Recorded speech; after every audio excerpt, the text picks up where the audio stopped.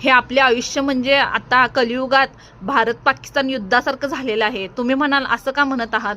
अहो बघा ना, भारतावर पाकिस्तान हावी होण्यासाठी गोळीबार करतं, मारामारी करतं, प्रत्येकाला त्रास देतं.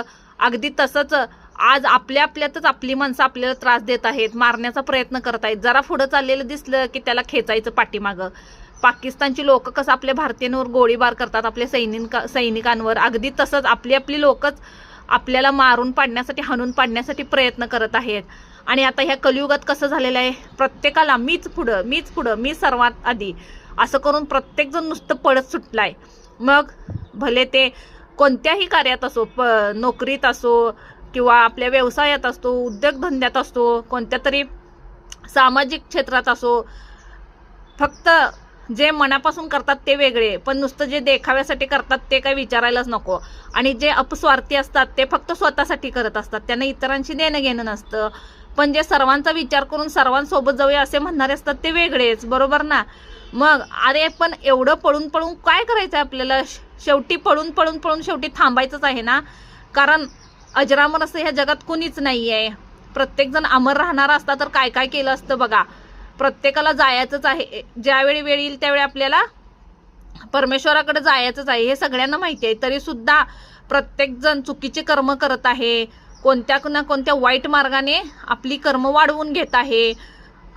हे आयुष्य आहे, बरोबर आहे, प्रत्येकाला काही ना काही कर्म कार्य हे करायलाच हवे. पण ते आपण करताना थोडा तरी संयम ठेवायला हवा, थोडा तरी शांतता ठेवायला हवी.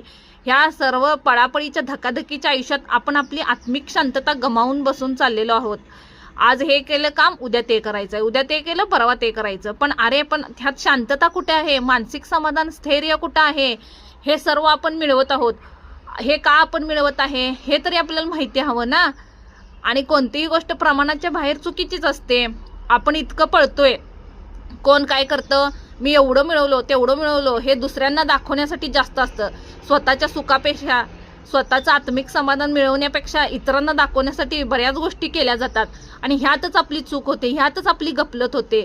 खरं मानसिक समाधान आपल्याला हवं ना, मानसिक स्थैर्य आपल्याला हवं ना, आत्मिक शांतता आपल्याला हवी ना. मग कशाला जगाकडे लक्ष द्यायचं? जग म्हणेल अरे वा, हा एवढा पुढं गेला, ह्यानं गाडी घेतली, ह्यानं बंगला घेतला, ह्यो किती यशस्वी झाला. लोक काय म्हणतात, उद्या जरी गरीब झालं, रस्त्यावर भीक मागितलं तरी म्हणतील अरे ह्यो गरीब झाला, काय ह्यो भीक मागत आहे. म्हणजे दोन्ही तोंडानं लोक नावं ठेवतात, बरोबर ना? पण हे सर्व करत असताना आपले कर्म आपण काय केले, आपण कोणत्या पद्धतीने आयुष्यात पैसा मिळवला, किंवा